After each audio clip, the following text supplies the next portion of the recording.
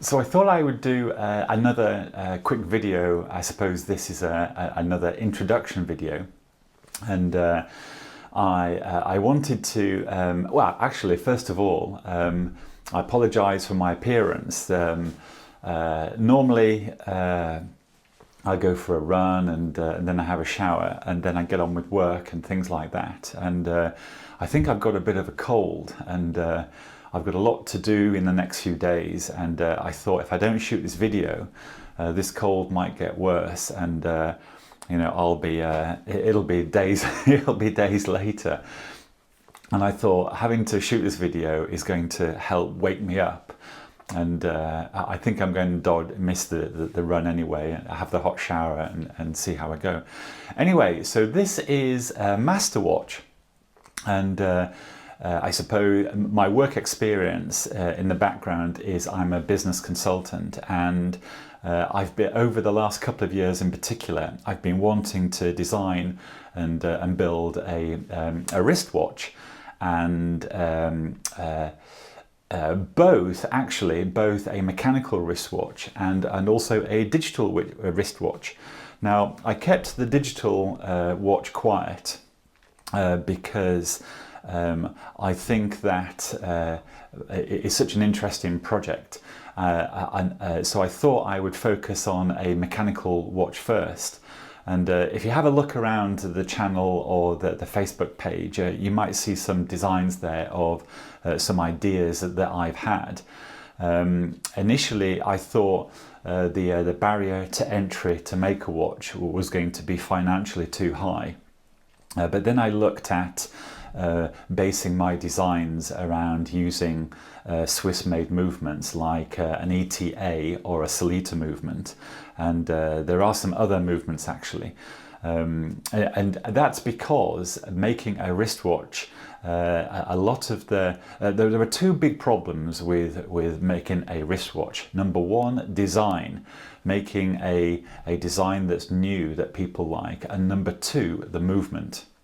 Making mechanical movements is an engineering task like you've never seen. The engineering that goes into mechanical movement is it's extraordinary. It is no wonder brands like Rolex, in fact, I have to say, really all the Swiss brands that you can think of, and Japanese, Seiko in particular, the years of experience and work experience and research and development that these brands put into designing and building a movement is really quite something. They are the over engineering and the technical engineering is absolutely breathtaking. And when you hear that they spend hundreds of thousands of pounds on designing materials, never mind the movement, believe me, you can really see that, you can believe it. And that's one of the reasons that I very quickly gravitated towards the available Swiss mechanical movements like ETA and Sellita. But saying that, you might be aware that the obtaining these mechanical movements in Switzerland has been quite difficult over the years because of business decisions and because also the relationship with Europe and the rest of the world, but also the watch industry. So I understand very easily why ETA might not want to sell its movements anymore to anyone, and it's because it is a high value component. Anyway, I was able to chat with ETA, and I've spoken to Sellita, but mainly ETA, and at some point I was able to potentially access some ETA movements, in particular the chronograph movement, which is the 7750, which is a very old movement, but it's a very good movement. It's very tried and tested, and it has the information on the dial that I wanted to utilize. I wanted to use the full feature set also, and of course the three hand movements. and Sellita offer a very similar item. And today, the quality of that is probably identical to ETA actually. So there's a real option there. And of course, you have the Seiko movements and Citizen movements. They're a bit cheaper. They do a similar function, although there are some differences. They are these days. The tolerances that they are made to and the accuracy is comparable. They're all very good, but once again, they're a very desirable bit. If you were to make your own movement, the infrastructure that you would need would be fantastic. It would be the money you would need is unbelievable.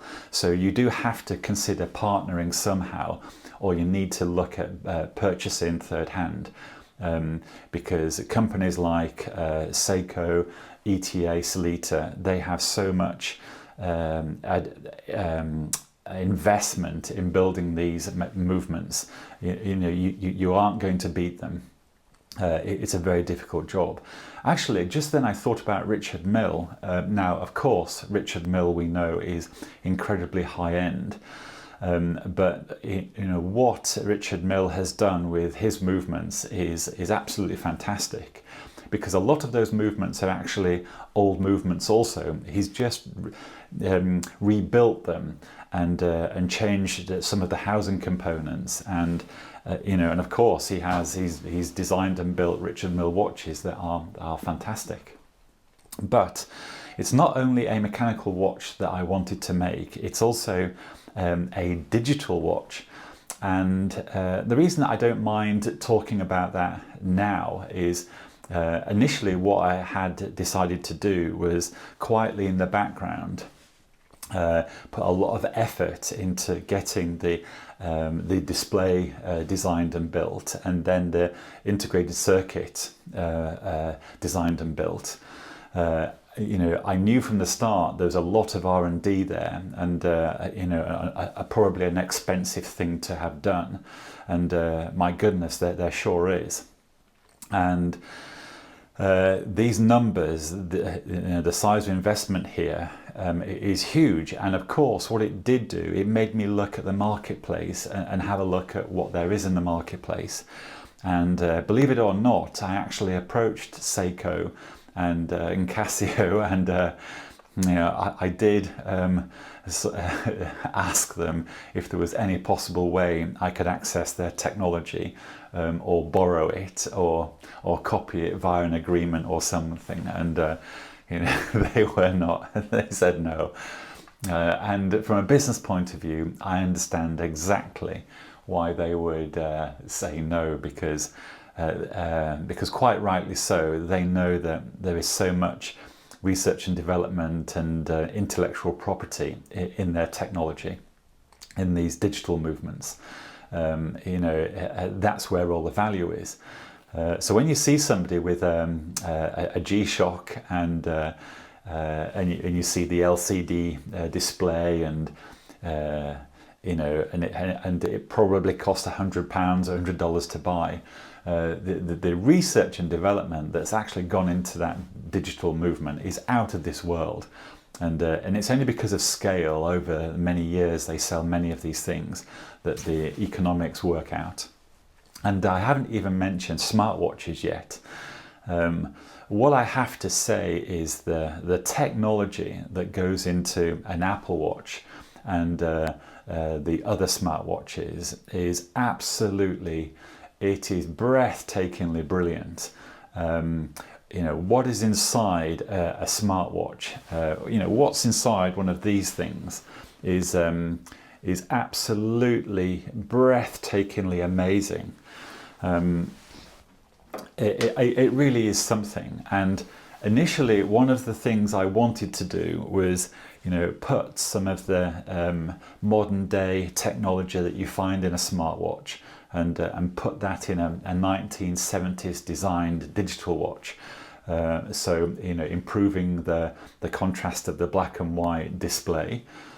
So I looked at e-paper and all the other technologies around displays, and then I thought, stick a solar cell around the outside, stick in a 10-year power supply, and then redesign the 1970s aesthetic, creating a 2023 modern day 1970s style digital watch. That was my idea, and the rough designs that I sort of penciled out myself. I mean, I'm not very good at drawing actually, but I thought, wow, this is cool, and this I believe it would sell. But when I did the initial financial projections, and I looked at some of the costings, and the costings in particular around building a digital movement, these numbers are massive. That they head towards £100,000 and then they escalate.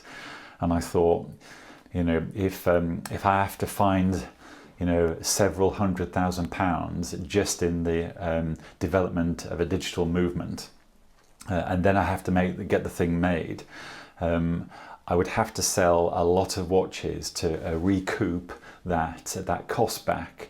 And so what that then does, it puts a lot of pressure on the business to sell an awful lot of watches.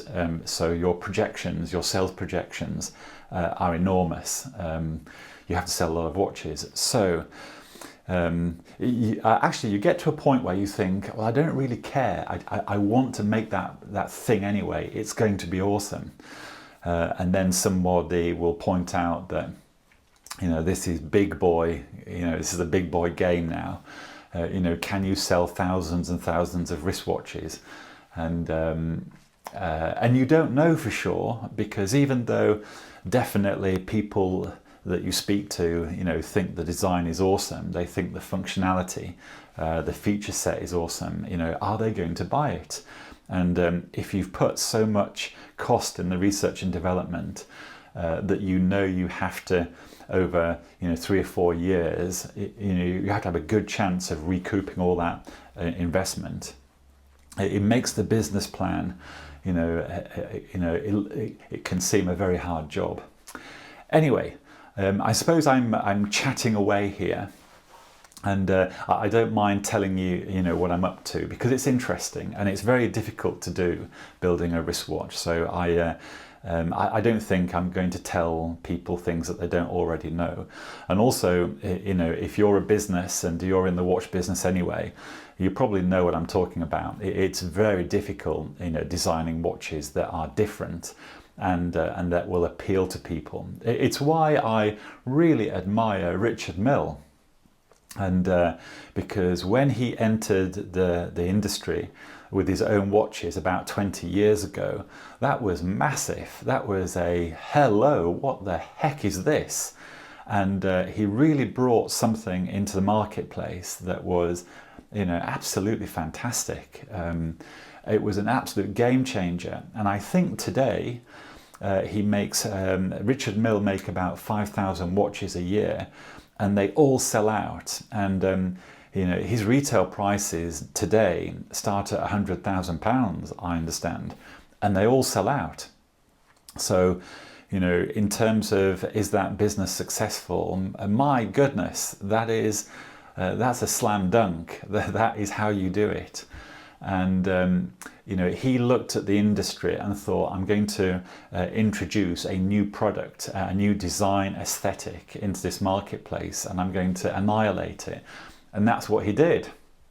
And then you have Rolex sat there, still making watches that are 40 years old in design. And of course, these designs are brilliant, and they keep selling. And Rolex has a different view that's brilliant, actually, because if it ain't broke, don't fix it. And that's what Rolex do, and it works so well. But then we have Casio G-Shock, and I don't think people realize that Casio G-Shock is the market leader in the market it's in. It doesn't really have any competition. Casio G-Shock just rules a lot like Rolex rules, and a lot like Richard Mille rules. And it's why the three big hitters that I've identified, so this is my opinion, The watch industry, if you look at Richard Mille, Rolex and Casio, it covers everything. And these behemoths of companies today, you know, what they say and think and do, you know, is really cool, because they will have really thought about this.